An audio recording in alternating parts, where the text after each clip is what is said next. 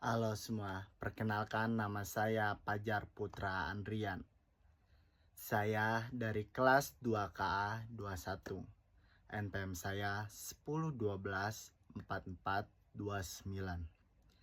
Kali ini saya ingin menjelaskan apa itu diagram proses. Diagram proses yang bisa kita kenali sebagai flowchart.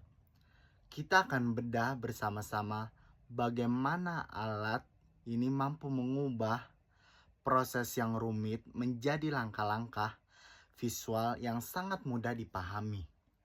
Secara garis besar, diagram proses adalah representasi visual yang menggambarkan urutan langkah-langkah keputusan dan aktivitas suatu sistem dari awal hingga akhir. Ada 3 alasan mengapa kita wajib menguasai diagram proses. Yang pertama, mempermudah pemahaman. Otak manusia memproses visual jauh lebih cepat dari teks.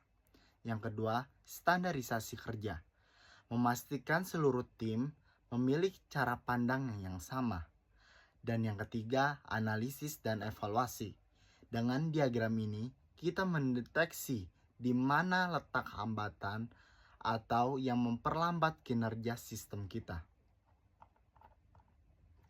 Dalam menggambar diagram proses, kita tidak boleh asal memilih bentuk atau bangun datar.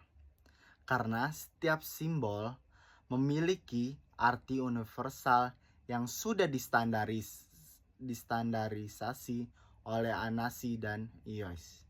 Mari kita pelajari simbol dasar. Pertama, ada bentuk oval. Oval atau terminator.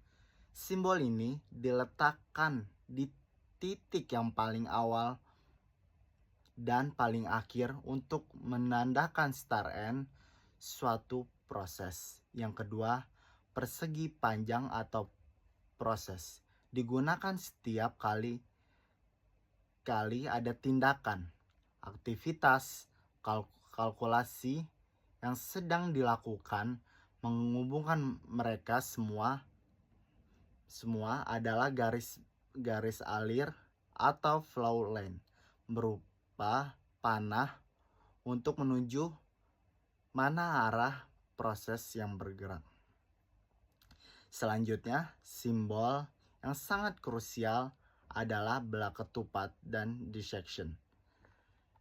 Ini adalah titik percabangan di mana kondisi atau pernyataan yang membutuhkan pilihan biasanya menghasilkan jalur iya atau tidak.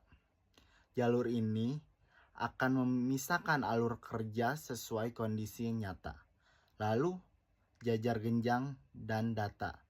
Mempresentasikan input, output, misalnya saat sistem menerima data masuk dan user atau mencetak laporan.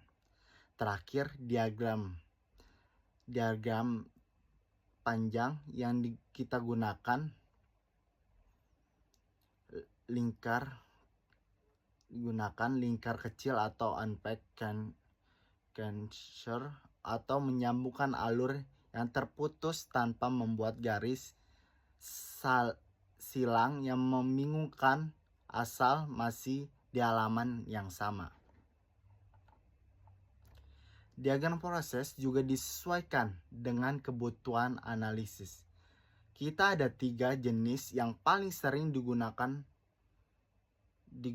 di industri. Pertama, flowchart dokumen yang fokus menelusuri alur perpindahan berkas fisik atau formulir antara divisi.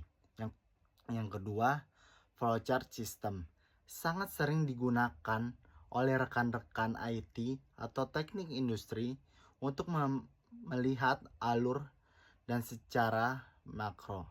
Mulai dari input data, memproses CPU, menyimpan database, hingga menjadi output. Dan yang ketiga, swing line diagram. Mengapa disebut swing line? Karena bentuknya mirip jalur kolam berenang. Diagram ini Membagikan proses berdasarkan peran aktor departemen yang bertanggung jawab sehingga kita tahu persis siapa yang melakukan apa. Agar lebih terbayang, mari kita ambil studi kasus sederhana.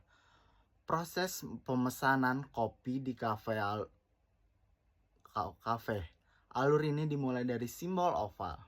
Start saat pelanggan datang ke kasir, kemudian masuk ke jajar jenjang.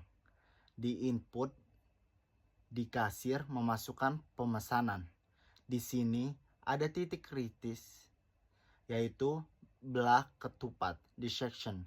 Apa pelanggan mau menambahkan cemilan?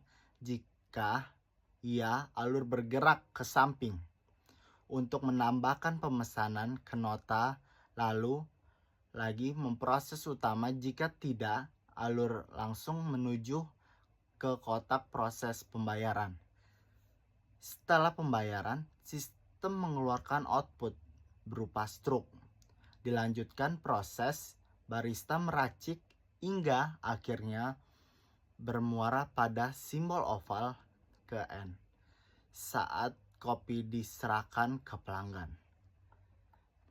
Kesimpulannya, membuat diagram proses bukanlah sekedar menggambarkan simbol, melainkan sebuah cara mematahkan logika pemikiran sistem agar bisa dievaluasi optimal secara berkala.